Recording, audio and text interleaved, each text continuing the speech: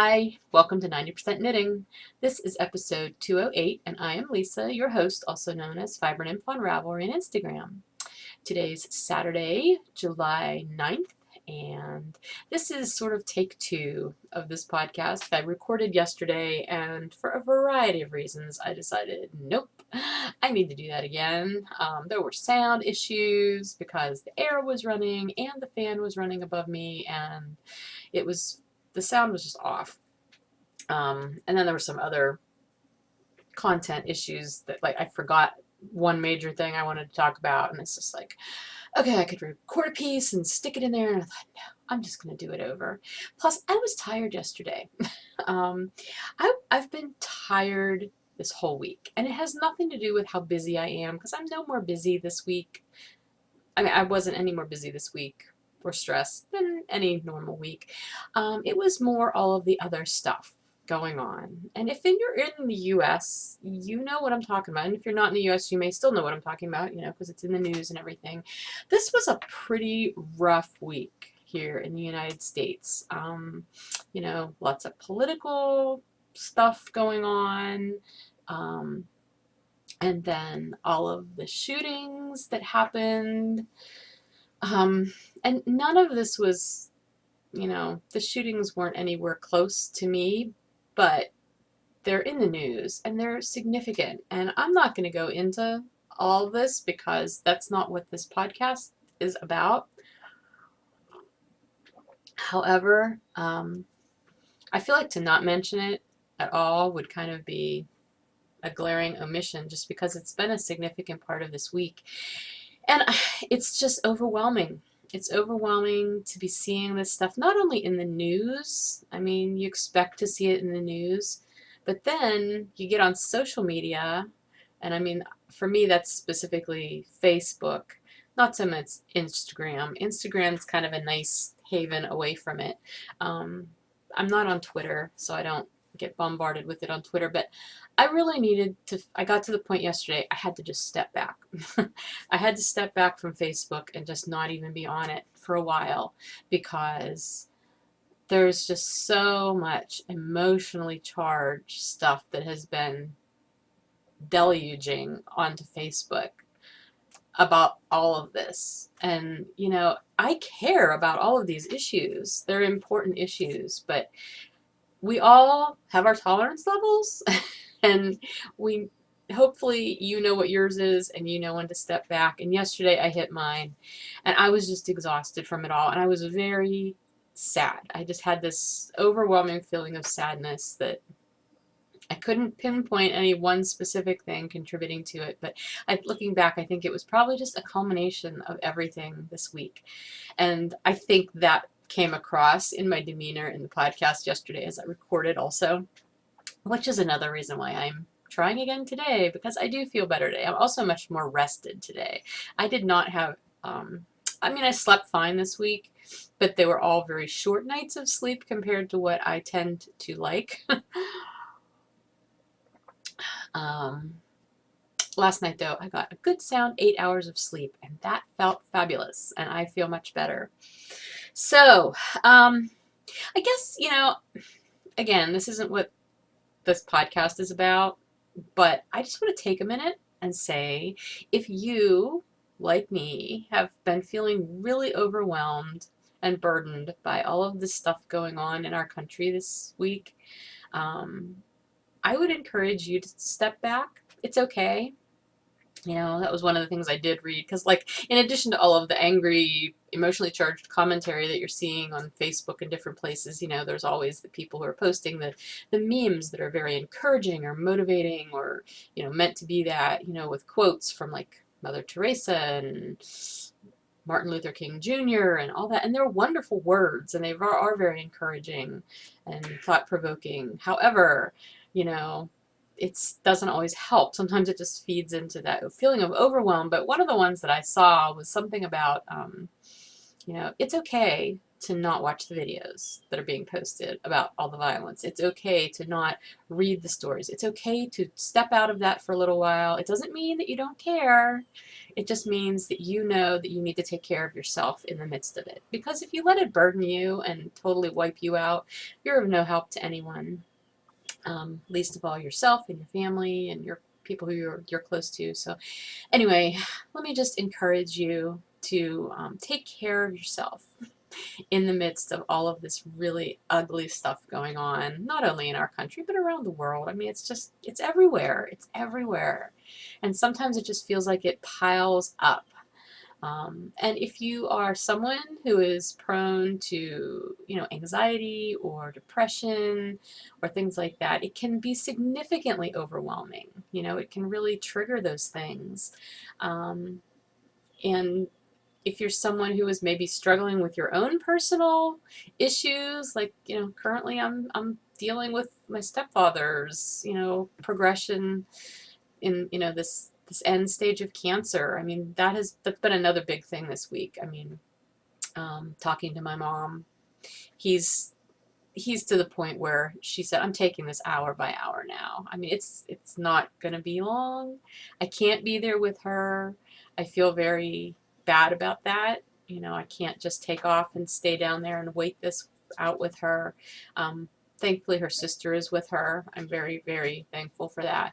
But, that's been heavy on my heart this whole week, too. With all this other stuff going on, it's been like a double whammy. And so if you're in that kind of a situation, I totally can empathize with you. But again, I just encourage you, please remember to take care of yourself and step out of it all. Step back when you need to, regroup, give yourself some time and space to just do what you need to do to be okay. And then you can be better equipped to go into it and deal with whatever it is going on in your life. So that's my public service announcement for today. And remember to sleep. There's a great list out there. I think it's basically based around anxiety issues. Maybe it's based on depression. I don't remember, but it's like this whole long list. If you're struggling, it asks questions like, are you sleeping? Are you eating enough? Are you staying hydrated?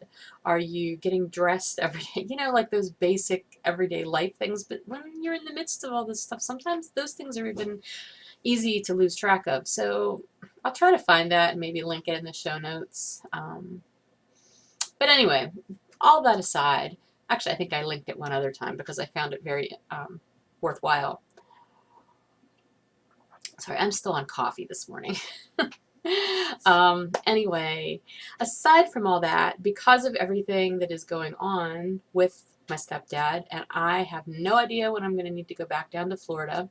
It could be soon. Like next week, I could turn around and have to go back down there. I just don't know. There's no way to know the timing of this. There's no way to know how my mom is going to schedule things once, he passes. It's just, I don't know.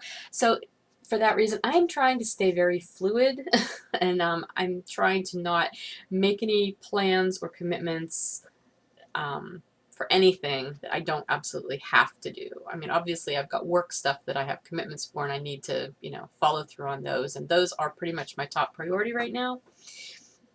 But otherwise, like, I can't promise I'm going to get to podcast next week. I can't promise I'm going to have a shop update before I go to SSK, no matter how much I want to.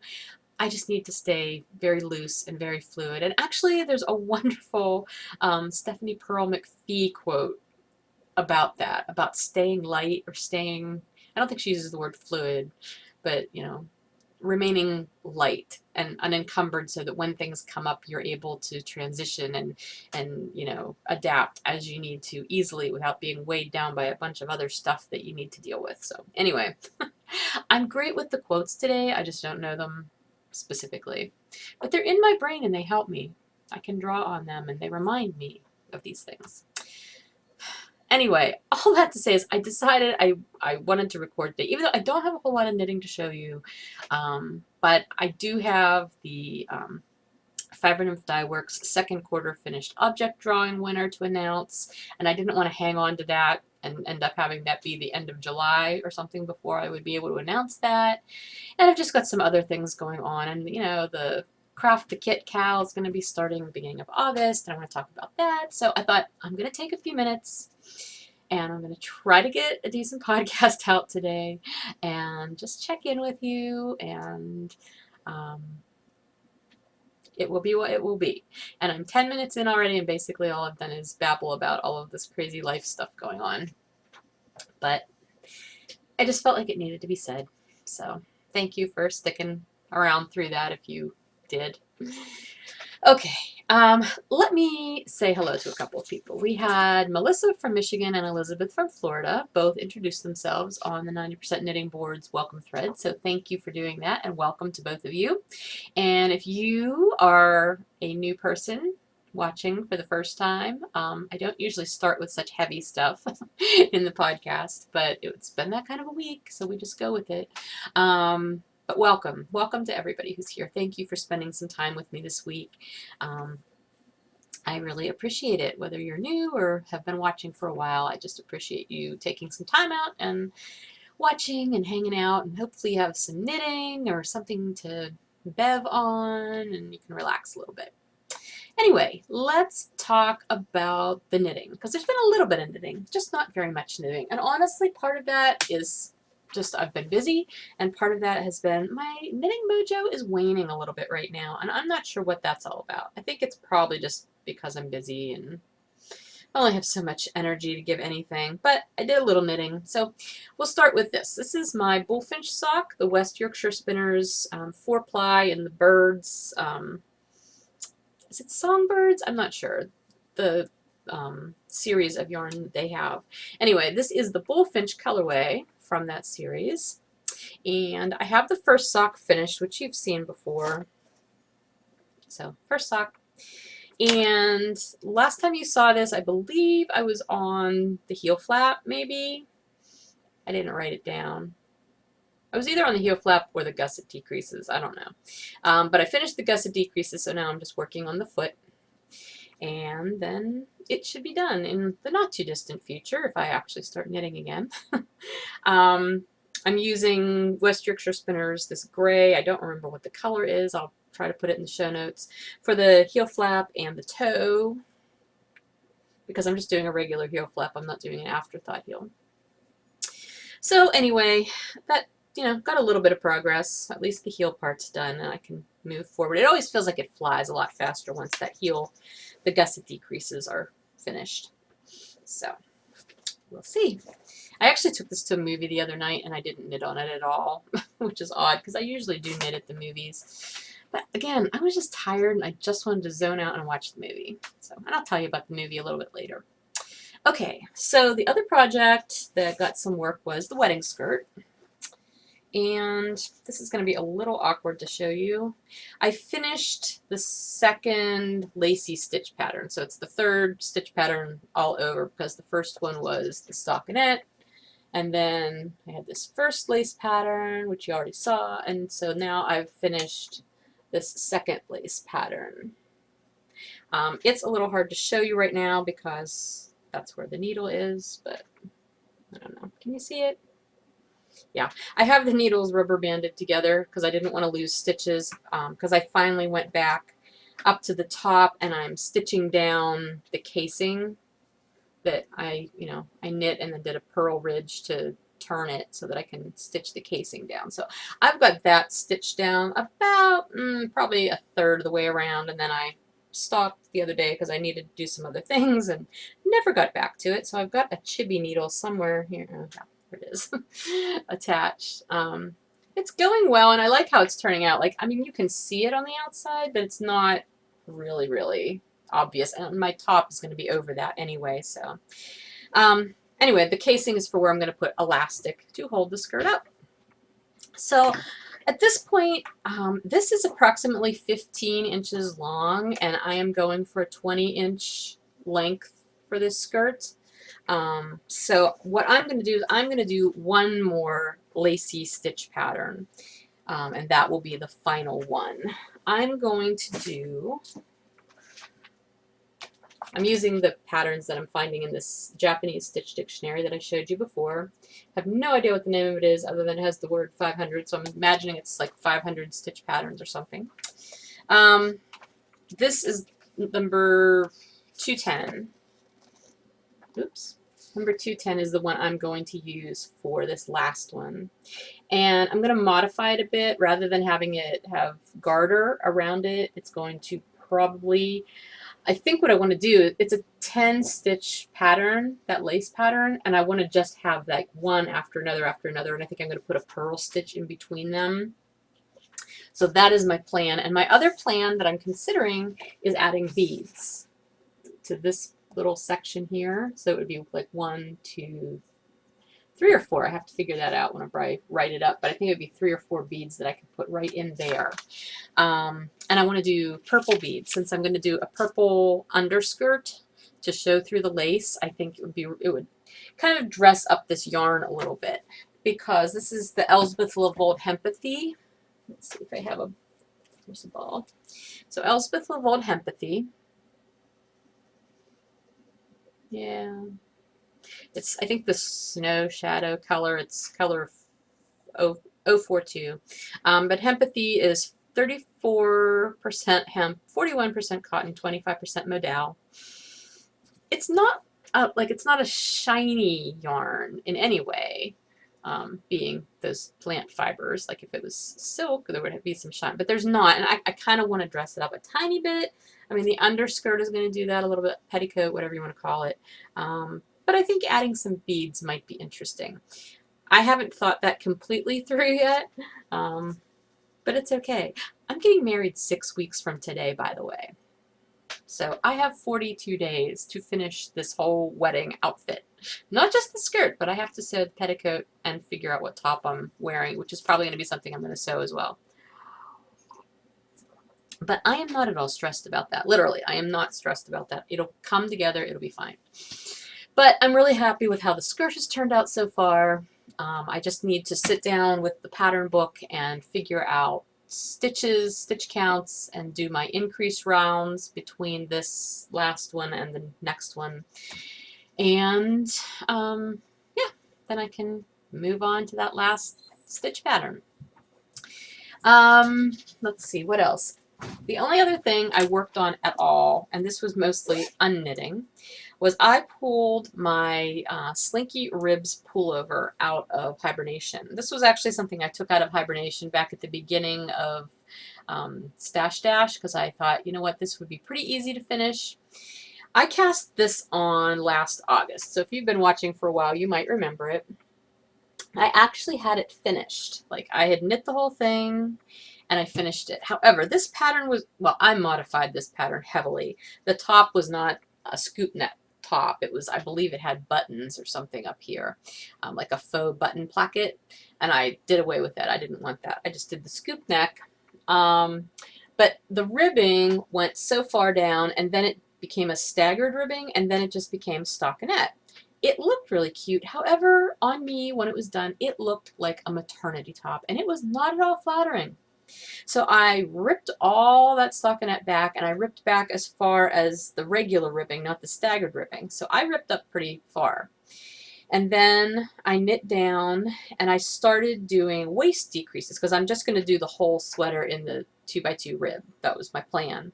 But I thought, well, I need to have some waist decreases in there, because otherwise it's going to probably be full, or more full than I would like it to be. So I did about 4 or 5 inches of decreases and working on the increases for the waist shaping, and I hated it because the one side looked fairly neat and well done. The other side, I don't know, it looked like a hot mess, quite frankly. It was just terrible. And so that's what prompted me to stick this in the bag and put it in a very, very long time out. So this week, I just thought, you know what, I need something on heavier weight yarn to work on, and I didn't really want to start something new, and I'd really love to finish this sweater and have it count for Stash Dash, because that would be a whole lot of yardage.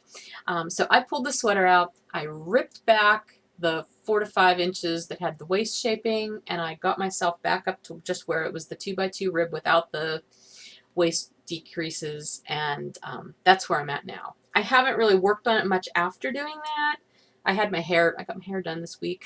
My hair is doing weird things though. This is like the same cut I've gotten I don't know how many times, and yet I cannot get it to style the way it usually does. My hair is going through a midlife crisis or something. I don't know. Plus it's super humid lately. I digress. I did take it with me to my hair appointment and I knit on it a little bit, so I've maybe put another inch on it. But I really don't think it'll take long to wing through this. I could just, because 2x2 rib is not difficult, and it's a DK weight yarn. So anyway, I worked a little bit on this, mainly getting it set up and ready to just knit and finish. The yarn I'm using for this is Mirasol Hacho, which I don't have any of the actual skeins left. They're all in balls because they had been knit into the sweater, but this is what it looks like. I love these colors, and I absolutely love how it looks in this ribbed pattern. And that's the other funny thing. Like when I had the stockinette part, it looked completely different. There was a lot of pooling and flashing, and I don't get that with the rib. So I think it's going to be a much happier knit when it's done this way. But it's Mirasol Hacho, color 304.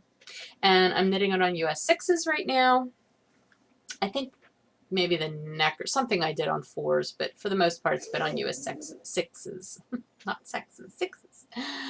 So hopefully I can make some headway on that. And honestly, if I end up having to go to Florida again, this would probably be some decent travel knitting, even though it's sort of big and bulky. But it's on wooden needles, and it's mindless, and it's in one of my Silver Shed USA bags. The mooses. I love the mooses. So that's it. That's all the knitting I did this week. I didn't do any spinning. The hat pattern that I'm working on getting written up, that was a 3-color colorwork, stranded colorwork. Not really stranded, it's a slip stitch colorwork pattern. I don't have it quite ready to publish yet. Like I said, this has been a busy week, and you know, the fact that I did have to go to Florida and I lost 5 days being in Florida that I wasn't working, plus you always lose a day on either side, one to get ready and one to regroup and everything when you come home. So I basically lost a week of work time, which set me behind in a lot of things. And so since I've gotten back, my primary goals and priorities have been catching up with dyeing that I had to do that were on deadlines that were already passed, but the people that they affected were very gracious and understood why, but I still needed to get those things done. So that's mostly what I've been doing. I just haven't had a whole lot of time to work on the pattern and getting it, you know, finished up and polished and ready to go. However, I do plan to have that done before I go to SSK, because I do plan to take kits for that hat to SSK. I really, really want to have kits that I can put in the shop before I go to SSK. That is still a goal for me. But like I said before, I'm trying to remain fluid and realize that that may not happen. But I'm doing the best I can. So hang in there. I'll let you know how that goes. Anyway, but I do have all of the notes from my test knitters and everything that I'm trying to incorporate into the pattern. So it's just a matter of me having the time to sit here in this chair at my computer and finish it. What else? Okay, the craft kit knit along or craft along is going to begin August 1st. So yeah, get your kits lined up and ready to go. I have the regular Craft the Kit thread. That's our general chatter thread up in the group. I started a second thread, which is, let's see, let me get to it.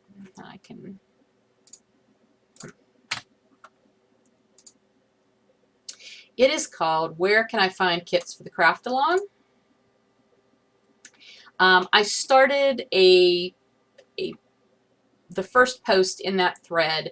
I'm putting links in, because if you have ideas of, you know, different kits, it doesn't have to be a place that sells lots of kits. If you just know of an indie designer or a dyer that has kits for certain things, excuse me, and you'd like to share those with us, please post in that thread, and then I will add those links up into that first post, so they're all kind of in one area. There's not a ton up there right now, but there are some, and it's for all kinds of kits, not just knitting or crocheting, but you know, knitting, crochet, cross stitch, sewing, weaving, felting. I still have not found anything that would qualify as a spinning kit per se, because spinning doesn't really have patterns. That's the thing. We need to have a pattern and the yarn or fiber that goes along with it. So, yeah. But that thread is there as well. So we've got 2 threads. And then once the craft along starts, I'll start a 3rd thread. That'll be the finished objects, no chatter thread. So that's all there, but please do take part in that, in the chatter for the, like the general one.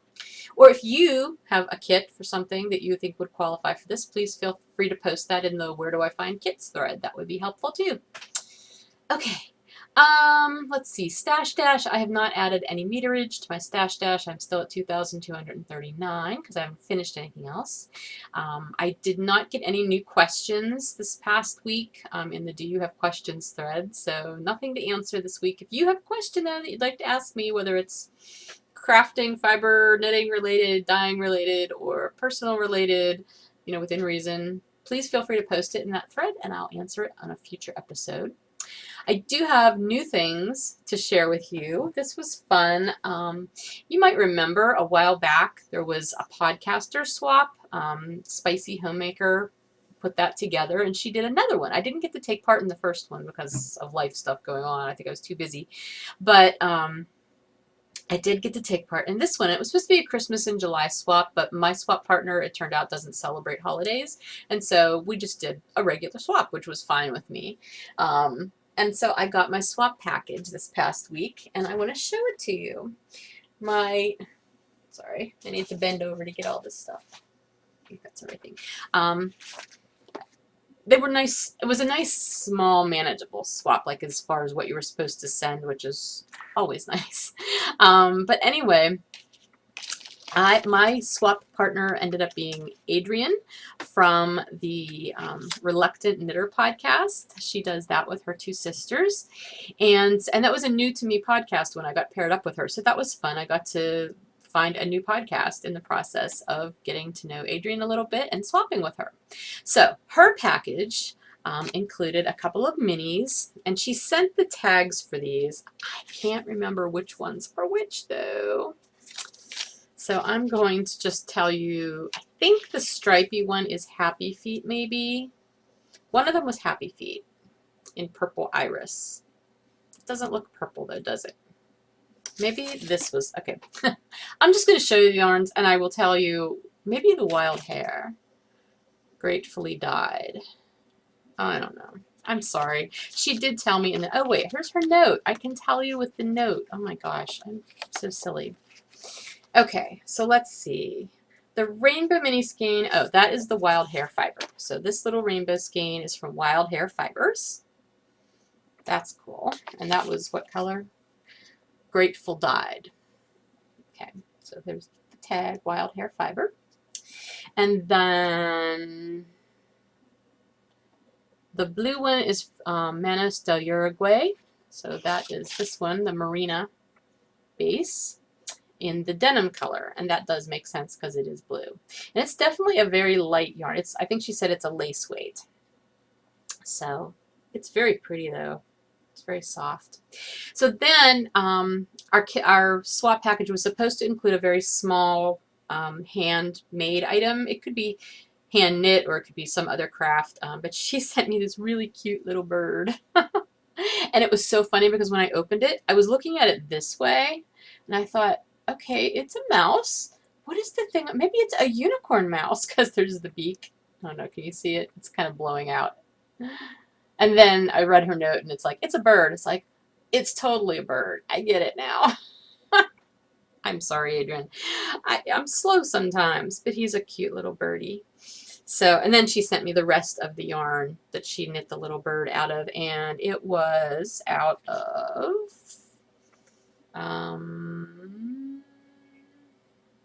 does she tell him? Oh, wait, where's the other tag? Oh, that was the Happy Feet. The Happy Feet Purple Iris yarn, which that makes sense because there are definitely purple irisy colors in there. So, okay, I don't know why the light is really blowing things out today. So she sent me those, and then she sent me these lovely little colorful stitch markers from Knit New Haven. And what did she say about those? I think these are from a local shop. And the Progress Keeper, I believe she made. I read this note whenever I got it, and now I'm totally doubting myself as to whether I'm remembering. Yes, she made the Progress Keeper, and the stitch markers are from a yarn shop near her. Okay, so they're very cute. I love the Progress Keeper. I like that little green flower. So anyway, and she also included some coffee, which I can't show you because it's all gone. I drank the coffee, but it was, caramel something. It was so good. In fact, whenever I opened my mailbox and the swap package was in there, my entire mailbox smelled so good. And my cabinet smelled good while the bag was sitting in it. It was delicious. So anyway, thank you for everything, Adrian. I really appreciated everything, and I loved swapping with you and getting to know you and getting to find your podcast in the process. It was great. So I don't do a lot of swaps, mainly because a time issue, and I'm always afraid that I'm going to leave things to the last minute and then not send out enough or a good enough package, and people are going to hate me. Like, I'm kind of annoyed with my hair right now. And I'm warm. It's getting humid again. It was so nice this morning. It was not humid and there was a breeze, and now it's getting humid again, which means I'm going to have to turn the air conditioning on again. And then I'm going to get really achy because air conditioning makes me achy like you wouldn't believe. But you don't need to hear me whine about that. Anyway, I'm going to try to finish this up before I melt in front of you. Anyway, so that was my new thing. This was my swap stuff from Adrian.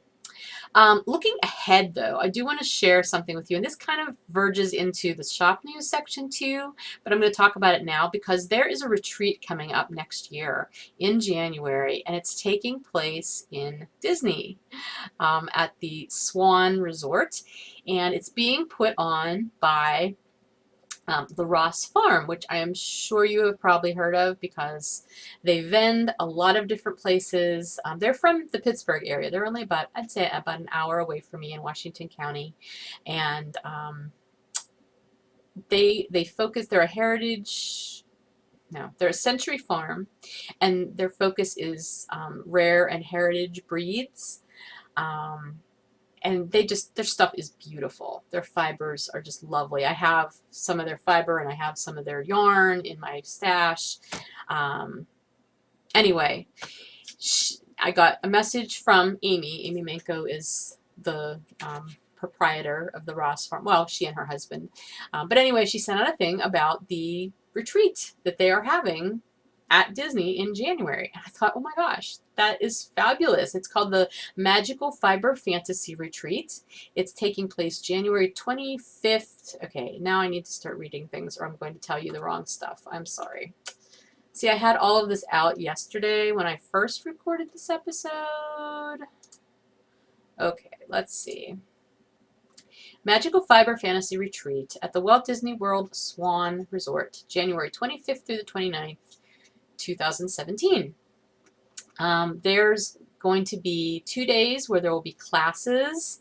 They have amazing teachers lined up. Beth Smith, Laura Nelkin, Ron Strong, and Karina Ferguson. Like, if that doesn't want to make you go to this retreat, I don't know what would, because they're all fantastic.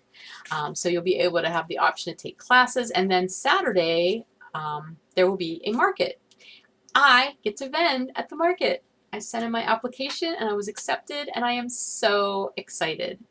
I have never been to Disney, and quite honestly, I don't know that I will be spending a lot of time in Disney while I'm there, but I'm really excited about being able to be a part of this at that location because it's like the magical place, right? I mean, what better place to have a yarn market? I'm just like, my brain is already thinking of special colorways that I could do for that. So I'm very excited. Anyway, one of the nice things about this retreat, and I'm going to put the link to this whole thing because they have a website set up for it. I'm going to put that link in the show notes. But there are a lot of different options for how you could take part in this if you want to go. And I'm sure there's limited space, but there's options for staying at the resort. There's options for being able to stay off, out of Disney and come in and do whatever, to take different classes, to just come for the market. So there's a whole bunch of different options available. And I think that makes it wonderful. And, what better place to be in January than in Florida, quite frankly. So anyway, I am just really excited about that. It's the first 2017 event that I have as a definite on my calendar, and being only July, I'm pretty excited about that. So anyway, I just wanted to let you know about that. I'm sure I will be talking about that more and more as time approaches. The one really nice thing for me about this is the fact that Orlando is only a few hours further away from my mom's side. It's further south than where my mom is, and considering everything that's happening now, and that she's going to be in a good year of transition at that point, or in her first year of transition after losing her husband, I plan to make several trips to see her next year, and so that was like perfect. Like, I'll be able to see her and do this vending all in one fell swoop. So yeah, it couldn't have worked out more perfectly. So anyway, I just wanted to let you know about that. So if it's something that you're interested in, you can look into it and put it on your calendar, because I love hearing about new knitting retreat opportunities. There's so many good ones out there, and there's way more than I will ever get to go to. But I wanted to let you know about that one, and that I'm just super excited because I'm going to get to vend at it. Yay! Okay, so that's everything I have for you for 90%. 10%, like I said, I saw a movie the other night. We went to see The Secret Life of Pets. It was cute. Personally, I think the funniest parts were the parts that were in the trailer. It was one of those movies. I mean, there were other parts that were funny, and it was cute, and the little, animated pets were very cute. Some of them were adorable. And, the characteristics that they gave them were so spot on for like how pets act. That was funny. The storyline I wasn't ready for. I was not expecting it to be about what it ended up being about. For whatever, I mean, I'd only seen the trailer in the movie theater about it, and I didn't really look into it. I just assumed it was going to be like what pets do while their owners are away during the day, and all the fun, cute things, But it wasn't. There was a whole storyline. Think Toy Story, except for pets. That would be really accurate. So anyway, but we went to see that, and it was cute and fun. It was nice to just sort of mentally escape for a couple of hours. And also last weekend was the 4th of July weekend here in the U.S., and we celebrated by making huge holes in my basement walls and creating a lot of dust.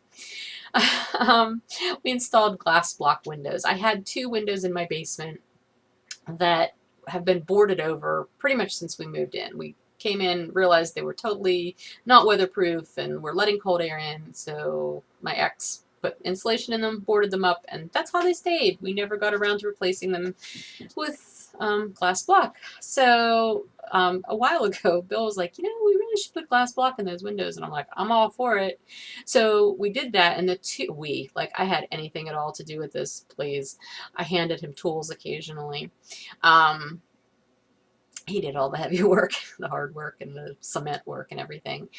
But the 2 windows that were already there were fairly simple to replace. They weren't very involved. But there was a 3rd spot where the stovepipe from my old wood stove was still coming through the wall, and it needed to be removed from going up the house and out of the roof. And so we were up on the roof too, removing stovepipe, and so now there's also a hole in my roof, which isn't a big deal because there's flashing around it. It's not like water's getting in, but eventually we're going to redo the roof and that'll get fixed. But anyhow, there was no way that we were going to be able to repair the inside block and the outside brick where that had gone through the wall to make it look good. Because first of all, when that hole was punched through the wall before we moved in, it was there already.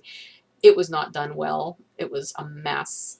And there was just no way to fix it. So I said, hey, can we cut like a hole there and put a 3rd window in? And he's like, absolutely. So that's what we did. But you know what? If you've ever cut through cement block and brick, it creates a lot of dust. And we knew it was going to do that too. So we had taken precautions and, tarped everything. Anything, like all of my yarn and fiber was put away and totally out of the line of fire because that dust goes everywhere. So that wasn't an issue.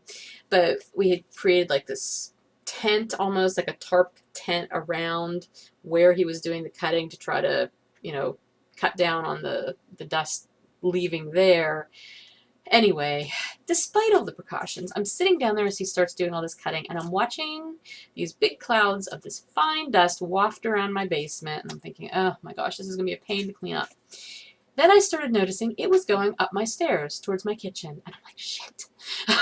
Literally, I was freaking out because we didn't think about that so much. We thought what we had done would keep it from traveling too far.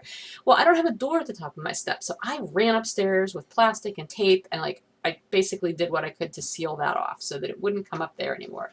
And I mean, already there was a good amount of dust in my kitchen and the dining room.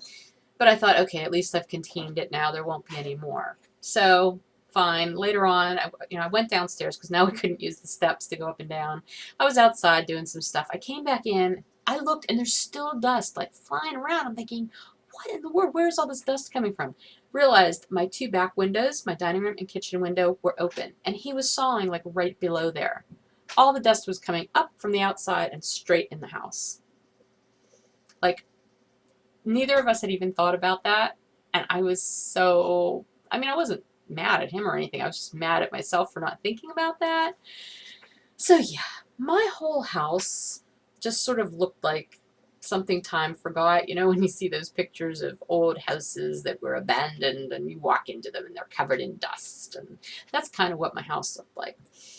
And so it's been a slow process this week because I don't have the time to just clean my entire house. So I've been going room for room.